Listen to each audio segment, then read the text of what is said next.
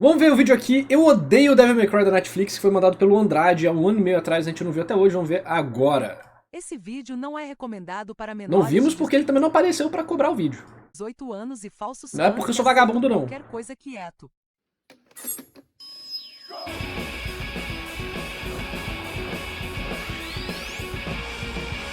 Vai fazer ter traumas com o Devil May Cry da Netflix de novo.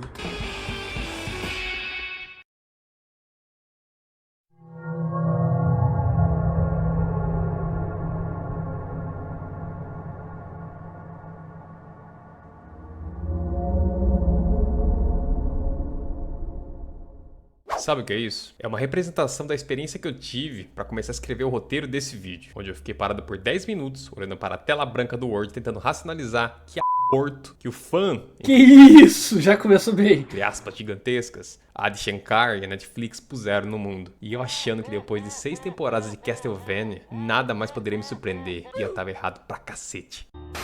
Que essas séries não são feitas pra você. Em preparo. E essa é uma frase muito boa, né? I'm not fit pra... Porque assim, efetivamente, nem toda a mídia é feita pra todo mundo. Idealmente, a mídia é feita pra um grupo bem específico de pessoas. Mas a prepotência que o povo fala isso é muito engraçado, porque eles usam isso de escudo pra justificar uma obra ruim. Tentando desviar o assunto, né? De fato, Devil May Cry da Netflix não foi feito para o fã de Devil May Cry. Foi feito para um novo público assistir. E financeiramente deu muito certo. Devil May Cry nunca vendeu tanto depois, tanto quanto depois do anime, entre aspas, da animação da Netflix. Para Capcom, o saldo foi extremamente positivo. Um dia eles vendiam um X, no dia seguinte eles estavam vendendo 10 mil X. Vai ter Devil May Cry 2, 3, 4, 5 e 6. Vai parar de ter Devil May Cry animação da Netflix quando não se converter em vendas. Então é um negócio muito complicado. Porque. Beleza. Uma obra. Beleza, é um produto comercial feito para vender. Show. Cumpriu isso aí. Mas vamos falar da qualidade, né? Eu tenho meu vídeo falando sobre a qualidade disso e tal, de Devil May Cry. Mas o povo fala que Netflix fez a mesma coisa com a Castlevania, né? Com a de Shankar fez a mesma coisa com a Castlevania. Eu só vi a primeira temporada muito tempo atrás e eu achei legalzinho, tipo, entendeu? Tá bom. Não sei nada de Castlevania também, né? Então eu era o público-alvo, entre aspas, do Castlevania da Netflix. Agora, isso não remove todos os vários problemas narrativos que essa obra teve. Só que isso não importa se a recompensa comercial é alta. De qualquer forma, você pegar uma obra que já existe e transformar ela em algo que ela não é, não sendo uma mera adaptação que adapta as coisas para uma nova mídia, porque as mídias têm suas limitações, mas sendo uma coisa que você modifica para ser o seu gosto, virar a sua obra, usando de base a obra popular de outra pessoa, quase como uma fanfic cara de má qualidade, mostra muito mais sobre o ego de quem está fazendo aquilo do que sobre o material original. Preparação para o lançamento dessa nova animação, eu revisitei o antigo anime da Devil May Cry. Por mais que eu havia Assistimos aqui em live. O problema dele é mais o ritmo, né? E os episódios às vezes não têm uma consequência real, mas o Devil May Cry Netflix é infinitamente pior do que o Devil May Cry anime original. É que o anime original ele trabalha coisas mais sentimentais e uns mistérios, e não são mistérios tão bem trabalhados e tal. Mas a produção e o respeito à obra. Eu prefiro assistir essa série inteira do que o da Netflix. começado a rever E assistimos vários, 6 episódios desses aí. OVA. E foi legal, assim. Não assistiria de novo, porque é fraco, essa é a verdade, mas não é criminoso, igual é o da Netflix. lá por janeiro, eu só terminei um dia antes do lançamento dessa nova versão. E detalhe, são só 12 episódios. Agora, o motivo dessa demora toda? Bom, a animação antiga é uma bosta. Ela é lenta, coisa que Devil May Cry não pode ser. O orçamento Você pode dizer que pode não se conectar com a obra em si, mas pensando do ponto de vista separado da obra, da adaptação, né? Alguns episódios serem lentos funcionou bem. Outros foram uma merda. Realmente não era muito grande, já que mal tem cenas animadas complexas. Então, sim, as lutas são bem estáticas. Mas, sobretudo, seu maior pecado é um roteiro muito anêmico, não tentando praticamente nada de diferente ou interessante, apenas contando pequenas historinhas e trabalhos do Dante, onde você completa os 12 episódios que o compõem e se sente como se nada de substancial tivesse sido contado, que nada ali realmente importou. E esse é um dos piores sentimentos que uma obra pode evocar no público, a indiferença. Realmente, a indiferença faz com que o negócio desapareça, né? Mas, para um fã, é melhor ter uma adaptação que é indiferente do que uma adaptação que causa o dano que Devil May Cry da Netflix causou. Dano interno, né? Porque se você quiser falar de sucesso comercial, aí realmente é inegável que a melhor adaptação de Devil May Cry é a da Netflix. Quiçá a melhor adaptação dos animes, dos jogos, né? Independente da qualidade dela, sendo só o produto mesmo. Esse mal a série nova não sofre, pois ela me causou muitos sentimentos, como vergonha alheia, confusão mental e muita dor de barriga, especialmente com aquele final. Então tá, qual jogo estamos adaptando? Adivinha? Nenhum de novo. Assim como praticamente tudo que sai em matéria de videogames para as telas, os filha da puta arrombado que finge ser fã ou consumidor de games, comandando tais projetos, simplesmente cagam pro material base e nos entregam uma releitura safada, enfiando um monte de temas que só não são compatíveis com o espírito da obra. E eu não quero ver nenhum otário aí nos comentários metendo aquela fala de mas adaptar não é fazer igual. Se não existe preocupação com fidelidade... Obviedades, né? Adaptar não é fazer igual. Sim. Mas adaptar não é você despir a obra de suas características principais. E a característica principal não é o nome do protagonista, ou o fato dele fazer dancinha. É o contexto da obra, as características temáticas dela, a mensagem, os personagens-chave junto de seus dramas, etc, etc, etc. Então adaptar é adaptar de uma mídia para outra. Não é querer contar outra história.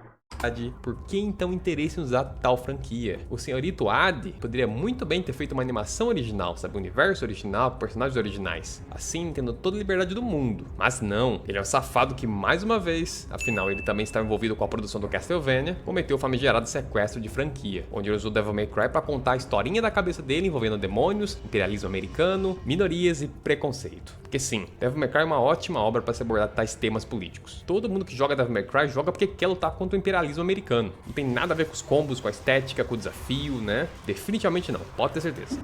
Agora, sendo mais preciso, a trama é uma mistureba que gira em torno do ataque... Uma dica, evita os cortes de tela branca, porque é branco, né? Muito forte. Então tenta usar cores mais suaves para fazer o corte. Ou simplesmente só corta.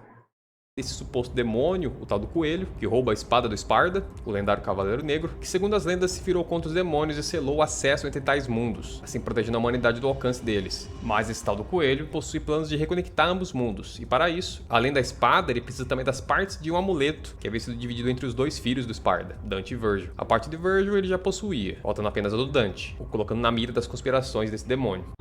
Então, essa parada da busca dos amuletos, mais a espada, é derivado de Devil May Cry 3, porém bem por cima, já que todo o resto difere, e difere pra cacete. Inclusive tem até coisa do mangá aí no meio, com o próprio antagonista aí, esse coelho. No entanto, também tomaram várias liberdades. Aí tem algumas coisinhas de Devil May Cry 4, do 2, enfim. Pra um sujeito que tava querendo fazer algo original, ele usou bastante muleta, né? E por mais que a premissa não soe tão off, em matéria de algo que poderia rolar em Devil May Cry, como de fato rolou no 3, né? A série foi ao infinito e além, onde temos o envolvimento, acredite se quiser, do governo dos Estados Unidos. Tipo, super presente na trama. Sim, vou repetir. Governo dos Estados Unidos em Devil May Cry. Frequente e importante na trama. É de cair o cu da bunda, né? Não, mais importante. A coisa mais importante do Devil May Cry é o governo americano e a Lady.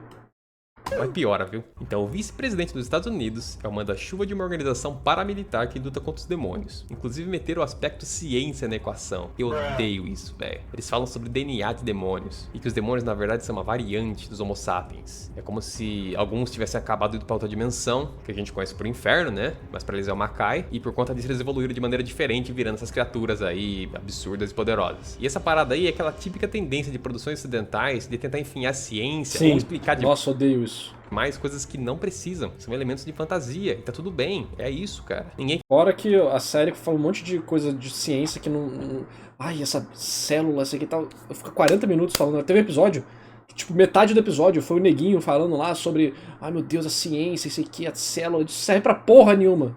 É uma explicação exata de por que tem demônios em Devil May Cry. Não faz sentido, ninguém se importa. Aí o vice-presidente e a sua equipe estão investigando o tal do coelho, a fim de compreender seu objetivo e pará-lo. E ao longo disso eles acabam tomando ciência sobre o Dante e como ele é importante para toda essa conspiração. Por conta disso, então, ele coloca seus melhores soldados atrás dele. E é aí que entra a Lady, que foi o personagem mais assassinado na série. Tipo, maluco, arrombaram totalmente com ela. Primeiro, o visual, né? A Lady, a primeira vez que aparece no Devil May Cry 3, ela é assim. No 4, ela tá assim. E no 5, ela tá assim. Aí na série fizeram ela virar isso. Kid Lady tem muito pouco, né? Parece mais um gentleman, né? Cara, esse grupo dela é macabro de ruim, cara. Eu odeio esse grupo dela, que toma muito espaço de tela, tem muito foco, tem muito... Eles só estão lá ocupando tempo, aí tem um draminha do final, eu sei que, nossa, cara, é muito ruim, tem meu vídeo, eu não vou me repetir. Senão eu vou ficar meu vídeo inteiro reclamando de novo, então vá ver meu vídeo reclamando. Reclamando não. Eu fiz questão no meu vídeo da Devil May Cry não botar uma opinião mais pessoal e tentar embasar tudo em técnica narrativa. Eu não comentei de política, eu não comentei de tema, eu não comentei de polêmicas, eu falei pura e simplesmente técnica narrativa. Eu não reclamei, não falei minha opinião, eu falei, olha só, técnica, isso aqui executou a ciência assim, quem gostou pode gostar por isso, quem não gostou pode não gostar por aquilo. Mas esse foi o que eu me segurei. Eu me segurei muito. Eu falei, eu preciso fazer esse vídeo o mais técnico possível, porque é o tipo de obra que pessoas mal intencionadas, mau caráter, vão usar para diminuir críticas legítimas. Então eu não vou dar espaço. Is this kid a boy or a girl? Tipo, as pessoas podem... esse vídeo aqui, por exemplo. Muitas pessoas vão só desmerecer o vídeo completamente por causa desse tipo de coisa. No meu vídeo não tem nada disso. Não tem espaço para argumentação falaciosa. Para o visual cagado, mudaram totalmente a backstory dela. Quer dizer, a estrutura é parecida, né? Tem a questão do pai e da mãe dela ali, né? No caso, o pai dela tem essa fixação com demônios e acaba matando a mãe. Mas a forma que isso acontece, a execução é totalmente diferente. Agora, a personagem em si, né? A Lady passou de uma Edge Girl caçadora de demônios para uma Mary Sue. E quem não conhece essa expressão, significa um personagem feminino que é forte porque sim. Famoso empoderamento, saca? Que já era pra estar sendo fora de moda, né? Mas essa série insiste no erro. Então, boa sorte pra vocês. Eu acho que não vai dar certo com o público. Aí, partindo disso, ela sabe xingar, agir como uma fodona sem falhas, mesmo sendo humana, constantemente toma a frente dos eventos, deixando até o Dante, o protagonista, né, em tese, em segundo plano. Inclusive, se pá, a Lady tem mais tempo de tela que ele, hein? O que é muito mais relevante, a história toda. Doentio, porque ela nunca foi protagonista, ela sempre foi um personagem de suporte. E por mais habilidosa que ela seja, ela não chega a um terço do poder do Dante. No Devil May Cry 3, isso ficou totalmente evidente quando eles se enfrentam. O Dante tá brincando com ela o tempo todo, não tá a sério sobre hipótese alguma. E até na batalha, enquanto gameplay, isso fica claro, já que ela mais foge que luta. Mas na série, ela dá um pau no Dante em toda cena possível. Ela rouba o colar dele. Novamente, tipo, a pessoa fala, o cara não gostou porque a mulher é forte. No meu vídeo, eu analiso todas as cenas de luta da forma mais técnica possível. Não é ruim porque é a Lady. É ruim porque é mal feito. Mal escrito. A bosta. Ela bate nele, ela prende ele, ela atira nele, prende de novo. É inconsistente. É conveniente. Não agrega em nada. Horrível. Não, ainda incapacita. Meu ódio pela essa série já foi tão grande que hoje em dia só sobrou as cinzas, tá ligado? Outra vez. Assim, o aprisionando numa cápsula criogênica, de onde ele só deve sair na temporada 2. Mas se existe algo de bom, justo e divino no universo, eu sei que ele não vai permitir que tal atrocidade aconteça. Tenho fé. Aí podemos falar do que aprontaram com o Dante. Não tá muito atrás da Lady não, viu? O Dante dessa série é tudo menos o personagem dos games. O Dante não é só um cara de cabelo branco que tem duas pistolas. Já tem 2 horas de live, eu devo ficar só mais 2 horas, a gente vai ter que ver Jujutsu Kaisen, então eu vou botar em 1.25x.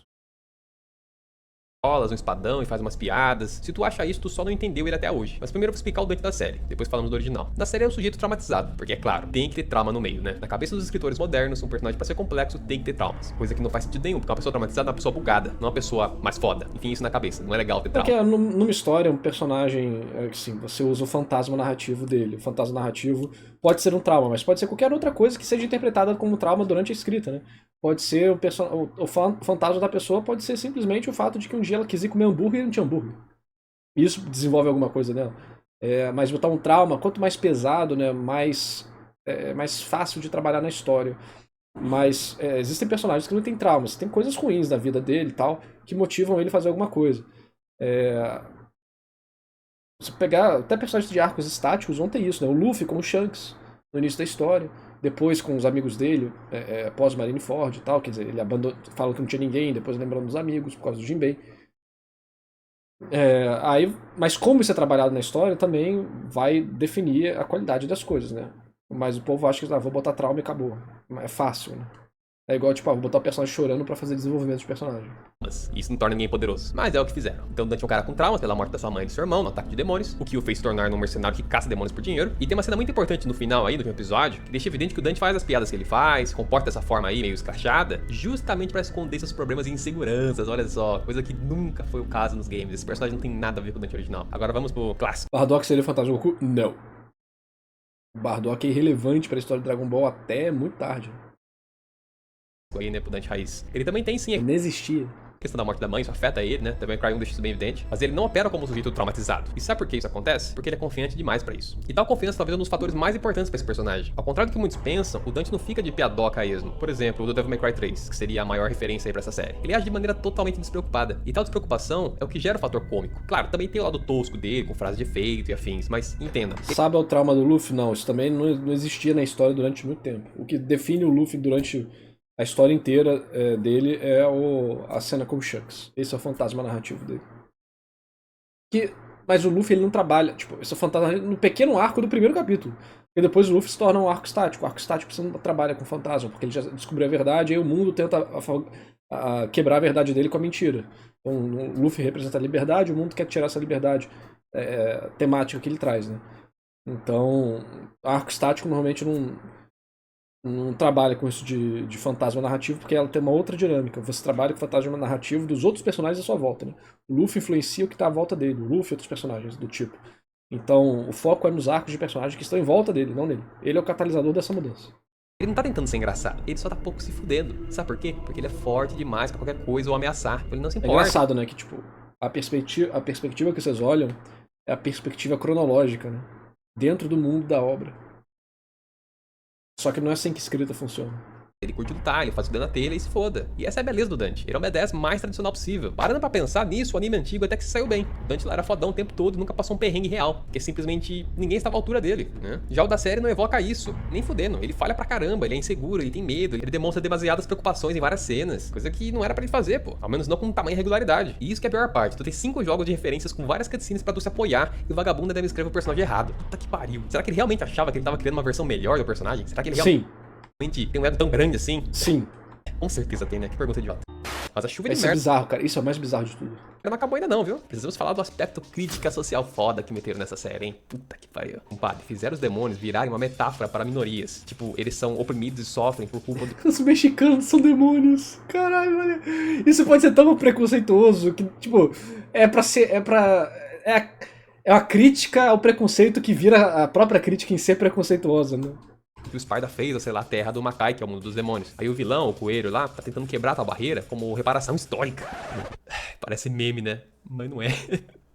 Isso que é o pior, cara, não é meme, os caras meteram essa. Demônios do Devil May Cry sempre foram sinônimo do mal. O Sparda, que é o pai do Dante e tudo mais lá, foi a exceção. E dele, né, nasceram 2 meios demônios, que se optassem por, também poderiam ser como ele. O Dante, de fato, fez isso. Já o Virgil, bom, ele é um sujeito complicado, cego por sua busca por poder absoluto. Aí, além deles, só a Trish, que também é um demônio, que não faz nada de mal contra os humanos. De resto, demônio bom é demônio morto. Não tem nuance, não. Devil May Cry é uma obra maniqueísta. É uma clássica história do bem contra o mal. Então, usar tal franquia, e em especial dentre todos os grupos de personagens que existem nesse mundo, os demônios, para serem os coitadinhos da história...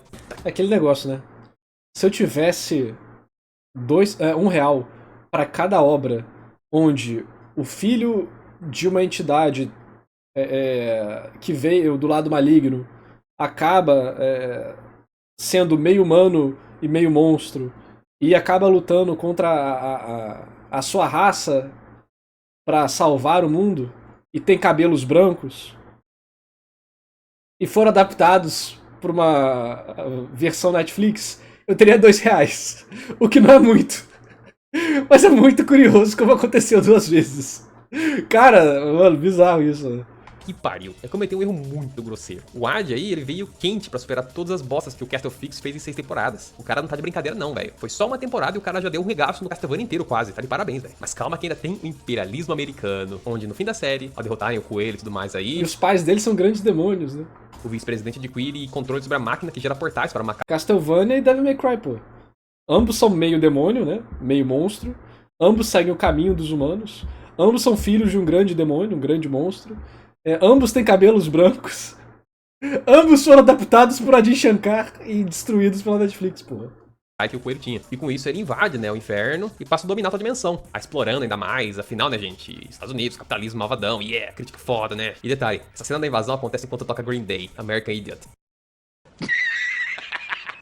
Cara, que coisa mais vergonhosa, mano. Será que o Adi é um adolescente de 40 anos, é isso? Olha os gostos. Não, o adolescente não seria cringe assim, cara.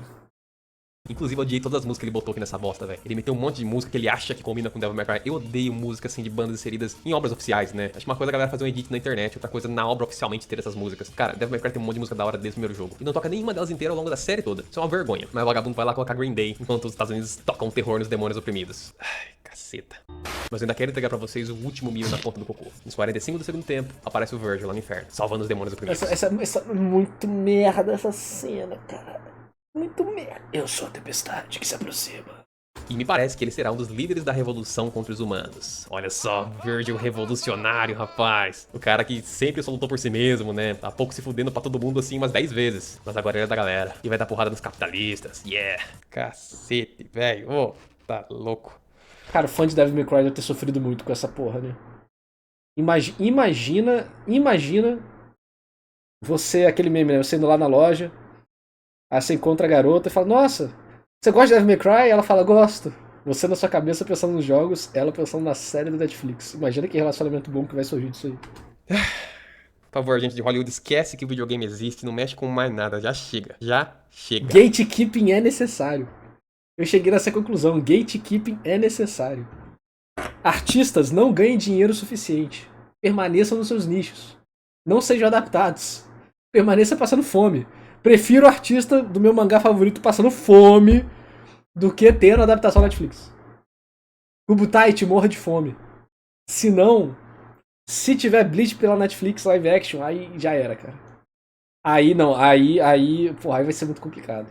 Prefiro que meus artistas favoritos passem fome, desconhecidos, do que ter que lidar com isso, cara. Sou egoísta mesmo.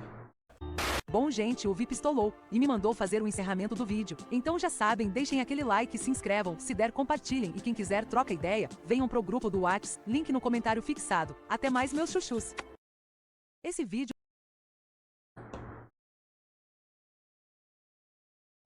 Ainda bem que meu ódio por essa série já esvaziou.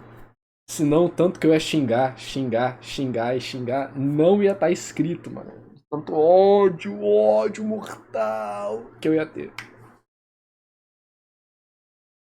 O filme live action do Bleach não saiu pela Netflix, saiu. Mas ele foi produção totalmente japonesa. Não teve o dedo da Netflix no meio. Tanto é que ele é okzinho. O live action de Bleach é okzinho. Mas é isso, dá like, se inscreve e não me mandem mais coisas de Devil May Cry da Netflix.